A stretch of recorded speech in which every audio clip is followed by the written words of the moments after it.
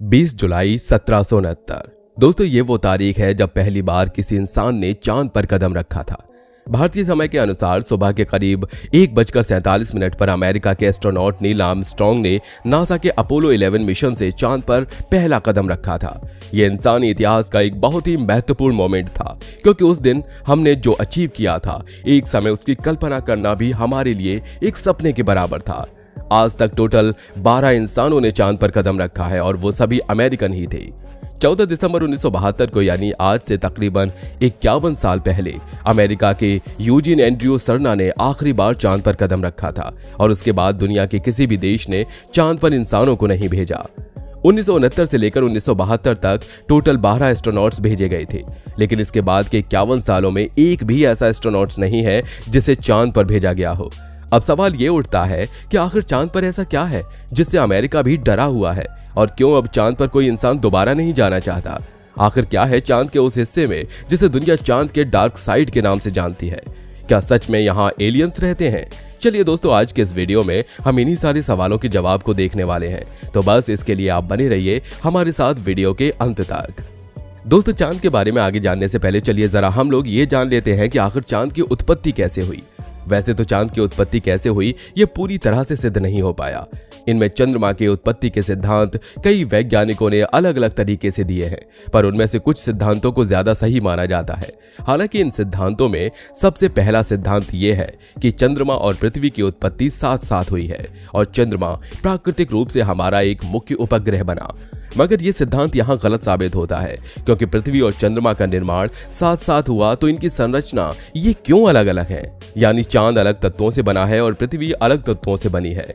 और एक चौंका देने वाली बात यह है कि चांद की उम्र पृथ्वी की उम्र से भी ज्यादा है, इसलिए यह सिद्धांत कई मामलों में सही साबित नहीं होता। और एक सिद्धांत यह है कि चंद्रमा की उत्पत्ति हमारे सौर मंडल निर्माण के शुरुआती समय में हुई। जब पृथ्वी से एक दूसरा ग्रह टकराया, तब इस भयंकर टक्कर से चांद की उत्पत्ति हुई और हमारी पृथ्वी पर एक बहुत बड़े गड्ढे का निर्माण हुआ, जो आज प्रशांत महासागर के नाम से जाना जाता है।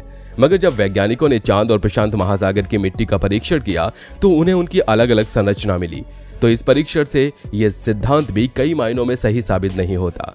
हालांकि फिर भी इसी सिद्धांत को वैज्ञानिकों द्वारा सही माना जाता है और हमें यही पढ़ाया जाता है। कुछ वैज्ञानिकों द्वारा यह भी सिद्धांत लगाया गया कि हमारे चंद्रमा की उत्पत्ति हमारे सौर मंडल के बाहर हुई है और कुछ प्राकृतिक कारणों की वजह से बाद में यह हमारा उपग्रह बना। इसलिए हमारी पृथ्वी की और चंद्रमा की संरचना काफी अलग अलग है।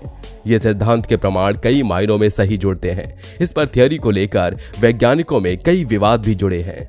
दोस्तों, कई वैज्ञानिकों और रिसर्चर्स द्वारा अनुमान लगाया जा रहा है कि हमारा चांद एक प्राकृतिक उपग्रह नहीं है, बल्कि एलियन द्वारा बनाया गया एक आर्टिफिशियल उपग्रह है। अब तक किए गए खोजानुसार चांद की संरचना बहुत ही रहस्यमय है, जो अन्य ग्रह की उत्पत्ति से कुछ भी मेल नहीं खाती। कई खोजों द्वारा और प्रयोगों द्वारा वैज्ञानिक दावा करते हैं कि हमारा चांद अंदर से पूरा खोखला है और ऊपर की सतह कई धातु और खनिज से बनी हुई है। अपोलो मिशन के दौरान चंद्रमा को उन्होंने बड़ी गहराई से जानने का प्रयास किया। उन्होंने पाया कि चंद्रमा पर ऐसे तत्व हैं जो प्राकृतिक रूप से नहीं पाए जाते और उन्हें वहां की चट्टानों पर शुद्ध टाइटेनियम भी मिला, जो उच्च तापमान सहने योग्य और एक कठोर धातु है। और भी बहुत से खनिज मिले, जो एक चौंका देने वाली बात है। अपोलो 14 के अंतरिक्ष यात्री डॉक्टर एडवर्ड मिचेल का दावा है कि चंद्रमा की सतह पर भारी मात्रा में धातु और खनिजें हैं और जब कि अंदर से ये खोखला है। इस बात का पक्का सबूत तब मिला जब नवंबर 1969 के दौरान चंद्रमा पर ल्यूनर मॉड्यूल की टक्कर करवाई गई। जब ये टक्कर हुई तो इसका असर लगभग 25 मील तक हुआ।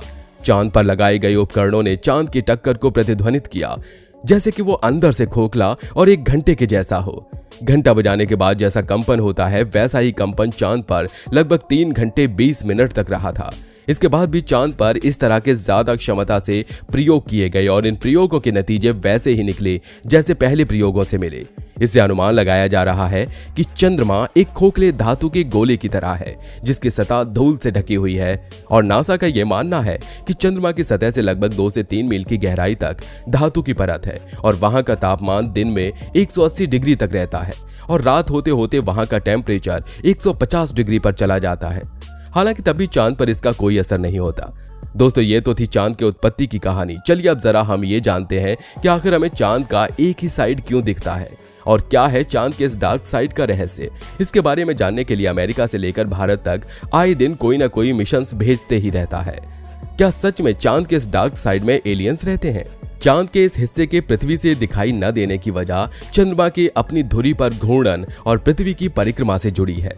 दरअसल चंद्रमा पृथ्वी से ज्वारीय बल के जरिए बंधी है और ये बंधन विशेष तरह का है, यानी जितना समय चंद्रमा को खुद का ही एक चक्कर लगाने में लगता है उतने ही समय में वो अपना खुद भी एक चक्कर पूरा कर पाती है।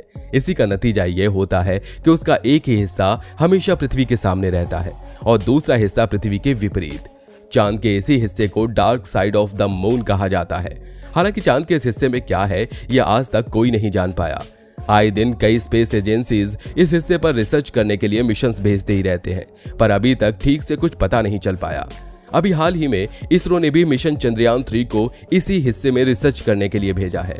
दोस्तों अगर हम बात करें चांद के हिस्से पर भेजे गए मिशंस के बारे में तो मैं आपको बता दूं इस हिस्से पर भेजा गया पहला मिशन था लूना मिशन, जिसे सोवियत संघ ने 1959 में भेजा था और यही वो मिशन जिसने चांद के इस पिछले हिस्से की पहली तस्वीर दुनिया के सामने लाई थी। इसके बाद अगला मिशन आया नासा का अपोलो 11। अपोलो 11 ये एक ऐसा मिशन था जिसके जरिए इंसान ने चांद पर पहली बार कदम रखा। अपोलो 11 एक ऐसी उड़ान थी जिसने चांद पर पहले इंसान नील आर्मस्ट्रॉन्ग और एडविन बज एल्ड्रिन जूनियर को 10 जुलाई 1969 को सफलपूर्वक उतारा था। अमेरिका का यह अभियान मानव इतिहास और अंतरिक्ष अनुसंधान के इतिहास में बहुत बड़ी उपलब्धि है। जब पहली बार इंसान चांद पर गया था तब उसने वहां पर कई शोध किए और वहां के बहुत सारे नमूने भी इकट्ठा किए, लेकिन फिर भी आज हम चांद के इस हिस्से के बारे में पूरी तरह से कुछ भी नहीं जान पाए हैं। आज भी दुनिया के लिए चांद का ये डार्क साइड एक रहस्य बना हुआ है। दोस्तों अपोलो मिशन के दौरान कई तथ्य उजागर हुए, जैसे कि मून लैंडिंग के समय अनआइडेंटिफाइड फ्लाइंग ऑब्जेक्ट को देखना और भी कई रहस्य हैं जो हमसे छुपाए जा रहे हैं। कई वैज्ञानिकों का तो यह भी मानना है कि चांद के डार्क साइड में एक एलियन सभ्यता बसती है और वहां बहुत बड़ा एलियन बेस भी है जो हमारे पृथ्वी पर नजर रखे हुए है। इसी के डर की वजह से इतने सालों के बाद भी और इतना नजदीकी ग्रह होने के बावजूद कोई भी स्पेस एजेंसीज चांद पर किसी इंसान को नहीं भेज रही। कुछ तो है चांद पर जो हमसे छुपाया जा रहा है।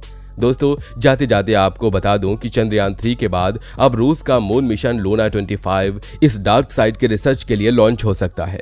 लूना 25 को सोयूज रॉकेट से लॉन्च किया जाएगा। उम्मीद की जा रही है कि अगस्त में लॉन्च किया जा सकता है।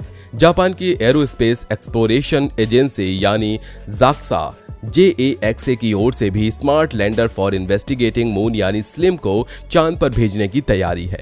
इस मिशन में एक्सरे इमेजिंग और स्पेक्ट्रोस्कोपी को चांद तक भेजा जाएगा। मीडिया रिपोर्ट्स के हिसाब से अगस्त से सितंबर के मध्य के बीच में यह मिशन लॉन्च हो सकता है। तो दोस्तों ये थी चांद के उस डार्क साइड का रहस्य जिसके बारे में जानने के लिए आज पूरी दुनिया बेताब है। आपको हमारी ये वीडियो कैसी लगी हमें कमेंट करके जरूर बताइएगा और वीडियो अगर पसंद आई हो तो वीडियो को लाइक करिए, अपने दोस्तों के साथ शेयर करिए। साथ ही अगर आप इस चैनल पर नए हैं तो नीचे दिए गए लाल बटन को दबाकर चैनल को सब्सक्राइब जरूर कर लीजिए।